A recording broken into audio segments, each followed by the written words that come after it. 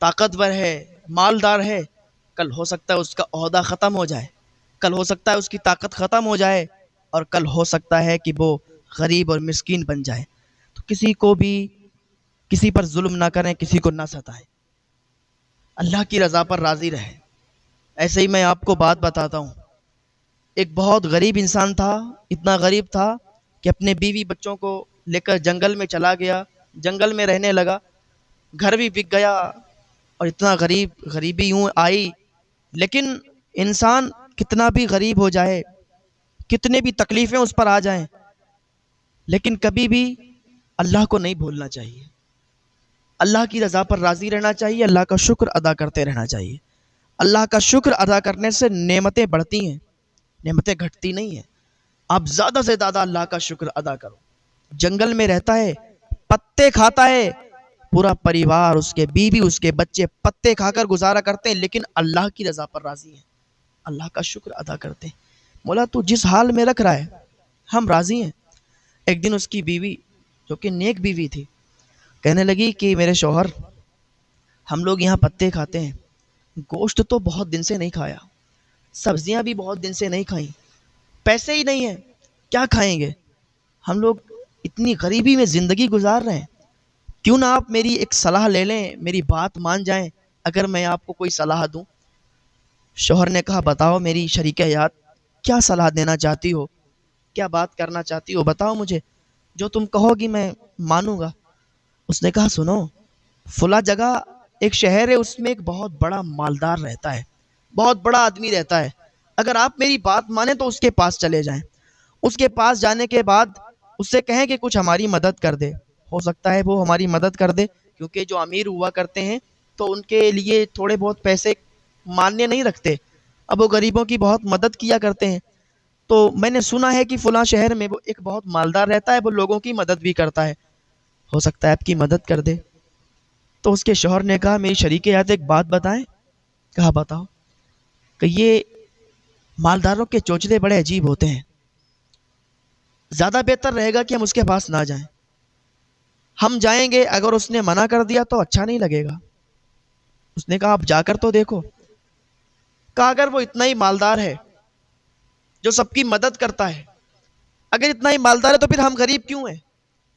اگر وہ اتنا مالدار ہے تو زکوٰۃ نکالتا، صدقات عطا کرتا، فطرے وغیرہ دیتا ہم لوگوں کو، ہم غریب ہیں، ہماری ایسے ہی مدد کرتا اگر وہ اتنا ہی مالدار ہے، اتنا ہی دل والا ہے۔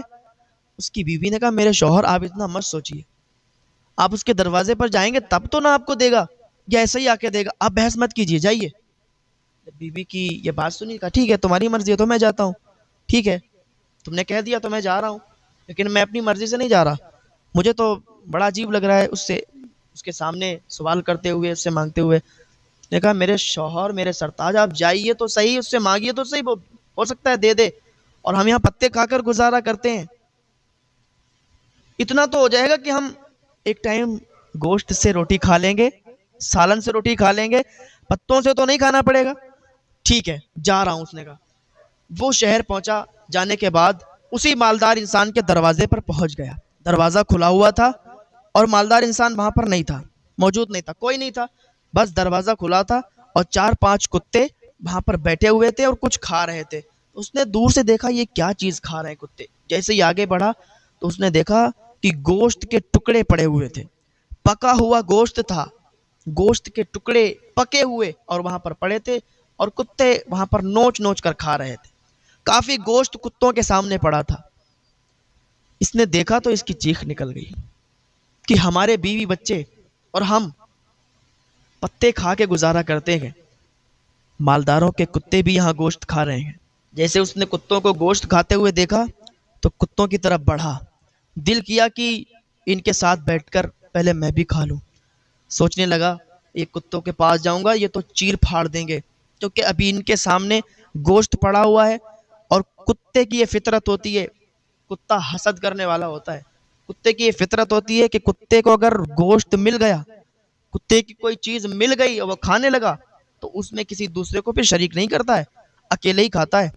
تو بڑا ڈر بھی لگ رہا تھا، لیکن بھوک بھی بہت تیزی کے ساتھ لگی تھی، اور بہت دن ہو گئے تھے اس نے گوشت کھایا بھی نہیں تھا۔ تو جب گوشت دیکھا تو منہ میں پانی آ گیا، اس نے کہا چلو اپنا جو کام ہے، جو ہم جس کام سے آئے، یہ بعد میں دیکھیں گے، پہلے تو کھانا کھا لیتے ہیں۔ 4-5 کتے بہت ہٹے کٹے اور گوشت میں لگے ہوئے تھے، گوشت نوچ نوچ کر کھا رہے تھے، اپنا پیٹ بھر رہے تھے، بہت زیادہ گوشت پڑا تھا۔ اس سے رہا نہیں گیا، اس نے کہا چلو ایک ہی کام ہوگا، یہ تو کتے مجھے مار دیں گے، یہ تو مجھے کھانا کھانے کے لیے جگہ دے دیں گے، یہ تو مجھے کھا لینے دیں گے۔ تو کیا کیا؟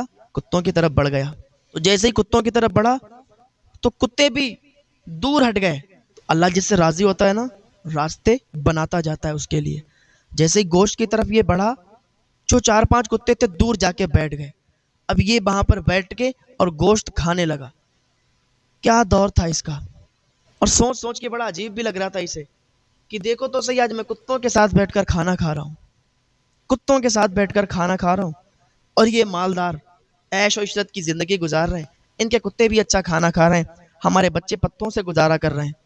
غریب انسان یہی سب سوچ کر تو اسے لگتا ہے کہ یار یہ سب مالدار ہیں، کتنی اچھی عیش و عشرت کی زندگی گزار رہے ہیں، ہم کیسی زندگی گزار رہے ہیں۔ تو لیکن اللہ پر بھروسہ رکھیں، آپ یقین کو ہٹنے نہ دیں۔ اللہ آپ کی مدد کرے گا، اللہ آپ کے ساتھ ہے نا، آپ کا کوئی کچھ نہیں بگاڑ سکتا، آپ کو کوئی کچھ نہیں کر سکتا۔ اگر آپ یقین اللہ پر کرتے ہیں تو پھر اللہ آپ کا ساتھ دے گا۔ کتوں کے ساتھ بیٹھ کر کھانا کھا رہا تھا، اتنی دیر میں کیا دیکھتا ہے کہ وہی مالک، وہی مالدار انسان سے نکل کر آ رہا تھا۔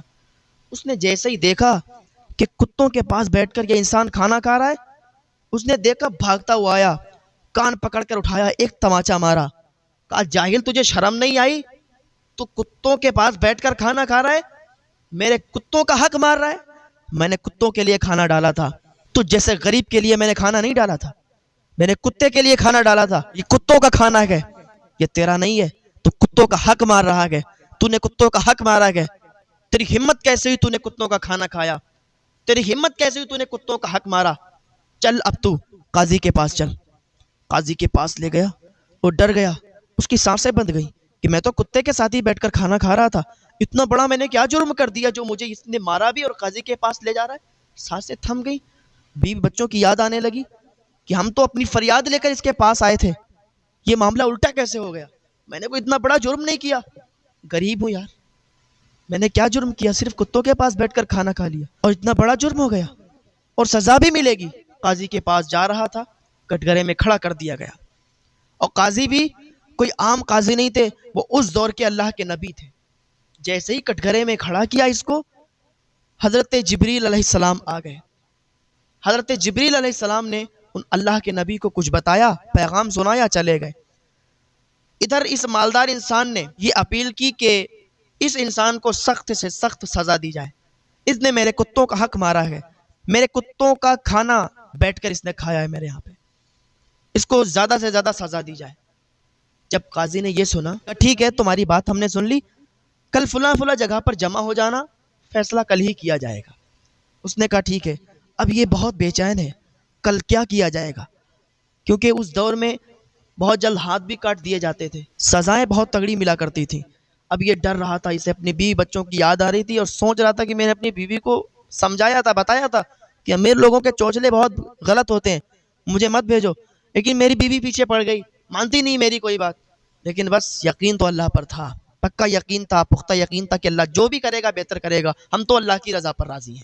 دوسرا دن ہوا، لوگ جمع ہو گئے، لوگ آ گئے، حضرت جبریل علیہ السلام آئے وحی لے کے، اللہ کا پیغام سنایا، چلے گئے۔ وہ اللہ کے نبی نے حکم دیا، اب بتاؤ کیا معاملہ ہے؟ تو مالدار انسان بولا کہ بات یہ ہے کہ یہ شخص میرے کتوں کا حق اس نے مارا ہے، میرے کتوں کا کھانا اس نے کھایا ہے، تو ہم چاہتے ہیں اسے سخت سے سخت سزا دی جائے تاکہ آئندہ کبھی یہ جرم نہ کرے۔ اور اللہ کے نبی نے کہا کہ اتنی چھوٹی بات ہے، کھانا بھی کھایا ہے لیکن کتوں کے ساتھ بیٹھ کر، تمہیں شرم نہیں آتی؟ تم ذرا سی بات کو لے کر اور عدالت میں آئے ہو کہ تمہارے کتوں کے ساتھ اگر بیٹھ کر اس نے کھانا کھا لیا تو تم اسے جرم سمجھتے ہو، چلو اسے معاف کر دو۔ کہا نہیں، معاف نہیں کروں گا، آپ قاضی صاحب ہیں، آپ حکم سنائیں، سزا دیں اسے، اس نے میرے کتوں کا حق مارا ہے۔ ان اللہ کے نبی کو جلال آ گیا، کہنے لگے معاف نہیں کرو گے؟ کہا نہیں معاف کریں گے۔ کہا سنو، تمہاری جتنی دولت ہے نا، تمہارا جتنا بھی پیسہ ہے اور تمہارا جو بھی محل ہے، تمہارا نہیں ہے، اسی انسان کا ہے۔ اس انسان نے جب اتنا سنا تو اسے بھی عجیب لگا اور اسے بھی عجیب لگا جو مالدار تھا، یہ کیسے ہو سکتا ہے؟ لگ رہا ہے قاضی صاحب ابھی مذاق کر رہے ہیں۔ تو ان اللہ کے نبی نے کہا کہ نہ کوئی مذاق نہیں چل رہا ہے، بالکل سیریس بات ہو رہی ہے۔ تو اسی کا غلام ہے، تیری ساری دولت اسی کی ہے، تیرا سارا مال اسی کا ہے، اور بول تو معاف نہیں کرے گا؟ چل ٹھیک ہے، اب فیصلہ ہی ہوگا۔ اس نے کہا دیکھو قاضی صاحب آپ فیصلہ کرو، یہاں پر کوئی بچوں کا کھیل نہیں چل رہا ہے، اس نے میرے کتوں کا حق مارا ہے، اسے سزا دی جائے، اور آپ ایسا کر نہیں رہے ہیں، آپ عدالت کو الجھا رہے ہیں، آپ فیصلہ غلط سنا رہے ہیں۔ اس نے کہا فیصلہ غلط سنا رہے ہیں؟ سنو میں تمہیں کیا بتانے والا ہوں۔ کہا بتاؤ کیا بتانے والے ہو؟ کہا اس کے باپ کو جانتے ہو؟ کہا میں نہیں جانتا۔ کون ہے اس کا باپ؟ کہا جو تیرا آقا تھا، جو تیرا مالک تھا، اپنے مالک کو جانتا ہے جس کو تو نے قتل کیا تھا۔ ایک دن بھری دوپہری تھی، اس کا باپ اور تیرا مالک، تیرا آقا بہت زیادہ مال لے کر اونٹوں پر سوار کر کے اور جا رہے تھے، تم اور وہ دونوں اکیلے تھے، تمہارے ساتھ اور کوئی نہیں تھا، مال بہت زیادہ تھا، تیری نیت بگڑی، تو نے سوچا کہ مال زیادہ ہے، بازار میں لے جا کر اسے فروخت کر کے اور اس کو یہیں پر مار کر کے سارے مال پر قبضہ کر لیں گے اور سارا مال اپنا ہوگا، سارا محل اپنا ہوگا، ہر چیز اپنی ہوگی۔ تو نے اس کے باپ کو مارا تھا، اس کے باپ کو قتل کیا تھا، یاد آیا کچھ؟ جب اتنا اس نے سنا تو اس کے پسینے چھوٹنے لگے، پسینہ پہنچنے لگا کہ آپ یہ کیا کہہ رہے ہو؟ آپ غلط کہہ رہے ہو، آپ عدالت کو الجھا رہے ہو، ایسا کچھ نہیں ہے۔ کہ ایسا نہیں ہے؟ اللہ کے نبی نے کہا جھوٹ بولتا ہے۔ جب سخت آواز میں اللہ کے نبی نے کہا جھوٹ بولتا ہے، تو ظالم ہے، تو قاتل ہے، اور تیرا مال، تیرا بنگلہ، تیرے محل کوئی بھی تیرا نہیں ہے، سب اسی